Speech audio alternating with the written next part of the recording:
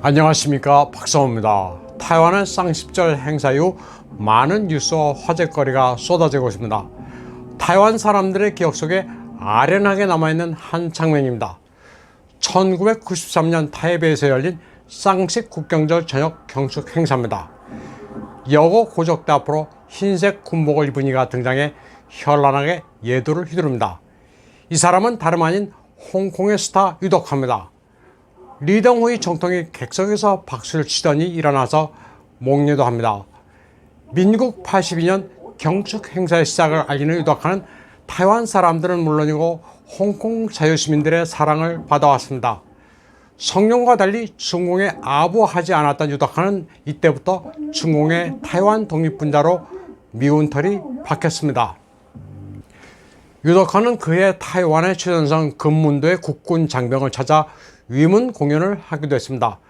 덩류진이 그랬던 것처럼 유덕화도 여러 차례 군인들을 위해 무대에 올랐습니다. 타이완 출신으로 홍콩을 주름잡았던 여가수 셀리 이에도 유덕화와 함께 금문도를 찾았습니다. 군부대 위문 공연 풍경은 한국과 크게 다르지 않습니다. 쌍십절을 전후해 타이완을 응원하는 연예인도 적지 않습니다. 아프간 탈레반의 편에 선 중공 당국을 신랄하게 조롱한 말레이시아의 중국계 가수 황밍주도 쌍십절을 축하했습니다. 청천백일기를 든 사진을 올리며 중화민국의 생일을 축하했습니다. 국가안전법 강행 이후 타이완으로 이주한 홍콩 연예인 두 원전은 시대가 변해서도 타이완은 아름답다면서 타이완을 축복했습니다. 내일은 더 나아질 것이란 말도 덧붙였습니다. 다음 소식입니다. 한편 타이완 언론들은 10월 9일 신해혁명 110주년 기념 행사의 모습을 드러낸 시진핑의 인상 변화에 상당한 관심을 갖고 보도했습니다. 굳은 표정으로 어조도 강력했는데 얼굴에 파관문이라 부르는 주름이 크게 부각된 점에 주목했습니다. 코의 중간 양옆으로 파관문이 깊게 패였습니다. 주름이 아주 명확합니다. 2년 전 푸틴과 만났을 때 시진핑의 얼굴을 보면 이 주름이 거의 없었습니다. 그리고 표정도 밝았습니다. 불과 2년 사이에 시진핑의 인상 자체가 크게 변했습니다. 내부 권력 투쟁과 국제사회에서의 고립에서 오는 스트레스가 굉장했을 것으로 타이완 매체들은 해석했습니다. 다음 소식입니다. 2019년 하버드 베이징 아카데미를 통해 중공의 내몽고 필드 트립 프로그램에 참가한 학생들입니다. 하버드대는 베이징 어원대학과 파트너십을 맺고 중국 문화와 언어에 관심을 가진 학생들을 여름마다 보내는 체험 프로그램을 운영해 왔습니다. 하버드는 미국 내 중공의 단교라고 부를 만큼 중공의 교환과 밀접한 대학입니다. 그런데 이제 이 프로그램을 중단하기로 했습니다. 하버드 베이징 아카데미 책임자 겸 하버드대 중문과 주임인 제니퍼 류에 따르면 최근 중국 내 학술 환경이 너무나도 비우호적이라면서 프로그램 취소 이유를 밝혔습니다. 2019년 베이징 어원대학 측이 7월 4일 미 독립기념일에 미국 학생이 파티를 여는 것까지 못하게 막았다고 전했습니다. 미국 국가를 부르는 것은 물론이고 피자를 먹는 것까지 금지했다면서 황당했습니다. 미국 학계에서도 더 이상 중공이 소프트 파워를 내세워 세계인들에게 친근한 이미지로 접근하는 것을 방치해서는 안 된다는 인식이 확산되고 있습니다. 하버드 베이징 아카데미 측은 베이징 어원대학과의 관계를 끊고 2022년부터 국립타이완대학에서 프로그램을 운영하기로 했습니다. 국립타이완대학은 2022년 여름학기에 60명의 학생을 받아 8주간 교육하기로 했다고 밝혔습니다.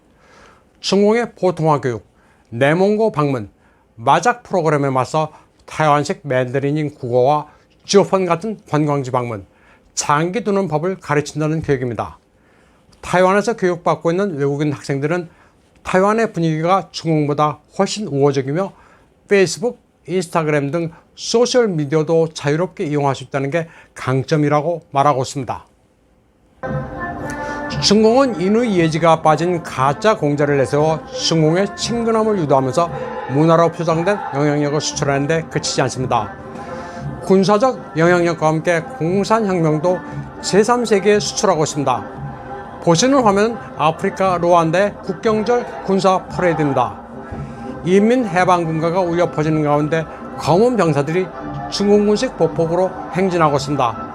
손에 든 총도 중공제 81식, 97식 보총입니다. 행진할 때 집중 자세도 중공군과 같습니다. 심지어는 하나둘 구령도 중국어로 이얼이라고 외칩니다.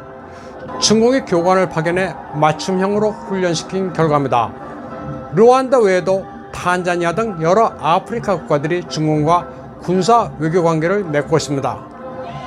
중공은 아프리카 군대 간부들을 자국의 교육기관으로 불러들여 무료로 교육시킵니다. 특히 허베이 수저장 군사학교가 제3세계 군사 엘리트를 양성하는 것으로 유명합니다. 그래서 맨다린의 수저장 방언을 할 줄 알아야 아프리카에서는 엘리트 축에 든다는 얘기도 있습니다. 제3세계에서는 미국의 웨스트 포인트보다 중공군 군사대학이 교육 조건이 후에 더 인기가 있다고 합니다. 다시 언어 교육 얘기를 해보겠습니다. 타이완 교육당국과 각 대학들은 중공이 전랑 외교로 세계에서 입지가 줄어들자 타이완식 국어를 화어문이라는 명칭으로 정자체와 함께 보급하는데 박차를 가하고 있습니다. 9월에는 미국에서 처음으로 실리콘밸리에 만다린을 학습하는 타이완 센터가 개설됐습니다. 9월 초부터 미국 각지와 영국, 프랑스, 독일 등의 급속히 타이완 화어문 학습센터가 들어섰습니다. 한 달 동안 18개가 생겼습니다.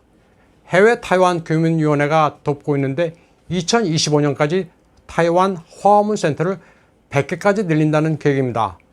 타이완 문화센터가 갑자기 힘을 받게 된 계기는 미 트럼프 행정부 이후 중공과의 관계가 악화된 점입니다.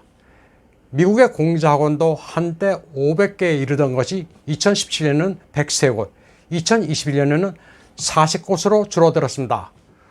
통전의 도구인 공자학원은 테난먼, 티벳, 타이완의 3T와 파룬궁의 F 등 3T 1F를 아예 말도 못하게 하는 식의 정치적 요소가 짙었던 점이 반감을 불러일으켰습니다. 교육은 자유로워한다는 원칙을 저버린 공자학원에 반해 타이완의 문화교육은 다원성, 민주, 자유의 바탕을 두고 있기 때문에 세계적으로 호감을 사고 있습니다. 다음 소식입니다. 중공의 연예인 퇴출 운동의 타깃이 사라진 정수왕이 중공 당국을 강도 높게 비판했습니다. 짜오웨이 등과 함께 연예계에서 숙청된 그녀는 탈세 혐의로 2억 9,900만 유엔이라는 거액의 벌금에 처해졌습니다. 정수왕의 쏘앙자는 시원하다, 통쾌하다는 뜻인데 자기 이름처럼 아주 시원하게 중공 당국을 비난했습니다. 거센 욕설도 서슴지 않았습니다. 어떻게 바로 눈을 뜨고 거짓 선전을 할 수 있느냐? 공인이라서 쉽게 괴롭히는 거냐? 거대한 프레임에 갇혀보니 부패란 두 글자가 너무 선명하게 보인다고 말했습니다. 또 뒷배경이 없으면 아무것도 되지 않는다고 하니 중공은 정말 썩었다.